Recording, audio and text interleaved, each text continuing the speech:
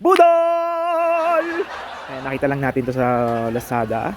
And maganda naman yung itsura niya. Tara, ilagay natin.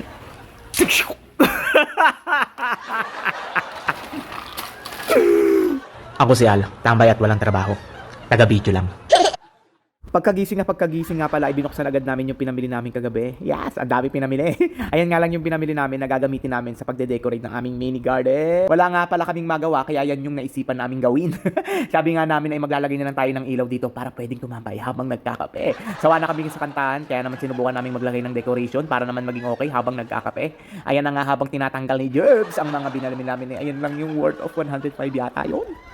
Ganyang kaliliit pero worth it yan dahil nakita namin na kulay gray, okay na okay. Diyan nga namin isasabit yung mga ilaw na pinamili namin dahil malapit na ang Pasko. Joke lang.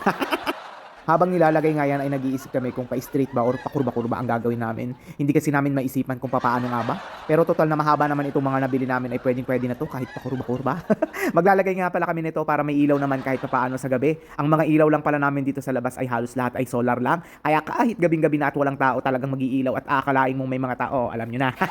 Kaya minsan kahit alas 6 ng gabi ay nakakatulog na kami talagang mag-iilaw at mag-iilaw yan. Tipid pa sa kuryente at talaga namang sulit na sulit dahil tumatagal talaga. Yung mga solar namin ay umabot na nga ng halos isang taon kaya okay na okay.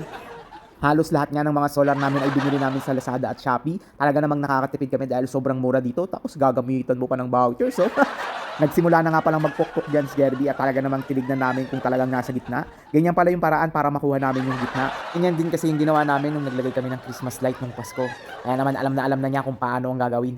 Sa mga oras na yan ay nailagay na nga yung dito sa side na to. Okay na okay dahil may dalawa pa kaming natitirang mga ilaw. Ayos na ayos ito kahit ikalat dito sa damo dahil sobrang haba nga ay kailangan talagang ilatag para makuha yung pinakaunahan ng mga ilaw. Nung nailagay nga yan ay sobrang excited na agad kaming maggabi para masubukan. Ang design nga pala niyan ay bilog-bilog para naman maganda at hindi magmukhang Christmas na agad. Yan nga pala yung magiging ilaw namin sa gabi para habang nagkakape ay talagang pwede kaming tumambay sa labas. Madalas talaga kaming magkape lalo na paggabi kasi yan yung nagsisilbi aming pangpatulog. Oh yeah! At dito nga nahirapan si Jerb sa lugar na ito dahil kailangan niyang yumuko para magkaroon ng ilaw yung ilalim. Medyo nahirapan nga pala siya dito dahil talaga namang nahuhulog yung aming pinangdidikit. Hindi ko alam yung tawag. Pero hindi papatalo si Jerbs dahil agad naman niyang nailagay at hindi naman siya nahirapan.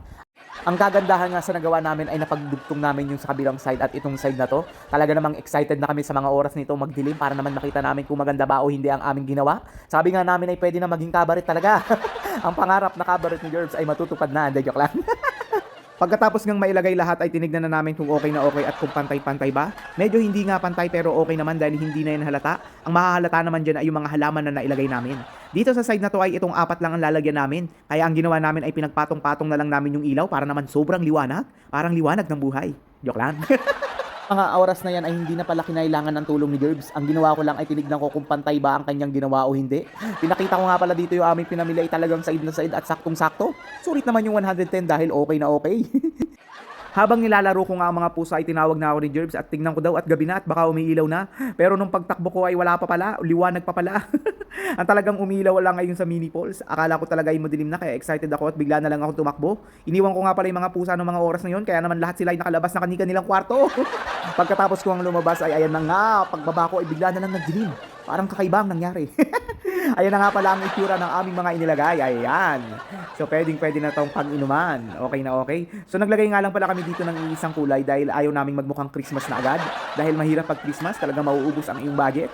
Kaya naman isang kulay lang yung binili namin para talagang magmukha na siyang kabaret. Hindi magmukhang Christmas party sa gabi. Sadyang okay na okay nga ang aming ginawa. Talaga namang nasatisfy kami. Sa mga oras na yan ay talagang nag-video na ako ng buo na itsura ng aming mga ginawa. Talaga namang napakaganda at sobrang ganda pag may mga ilaw. Dito nga pala sa mga oras na to ay talaga namang hindi ko napigilang hindi magbibideo ng matagal. Sabi ko nga ay talagang nakaka-relax tapos maririnig mo pa yung patak ng tubig. Ito talaga yung gusto naming mangyari dito. Ang hinihintay na nga lang pala namin ay mga donation ng mga table and chairs na ilalagay namin dito para pwede na talagang pagkapihan at pag-inuman. Ganyan pala yung magiging itsura niya kapag gabi. Pero sa sobrang dilim nga ay kailangan naming buksan yung aming dim light na nakalagay yung CCTV sa taas para naman kahit papaano ay lumiwanag at makita namin yung mga taong mag-uusap-usap kapag may pumunta dito. At ito na nga kapag binuksan namin yung ilaw kasama yung CCTV. Nakakatawa nga lang dahil kapag binuksan mo yung CCTV ay bukas rin talaga yung ilaw. Kaya sabi ko ay bubuksan na lang yung CCTV. Sa mga oras na yun ay talagang gandang-ganda kami sa kinalabasan kaya naman sobrang napabidyo ako ng buong bahay. Ayan pala yung itsura niya sa gabi at pwedeng-pwede ka na ditong tumambay.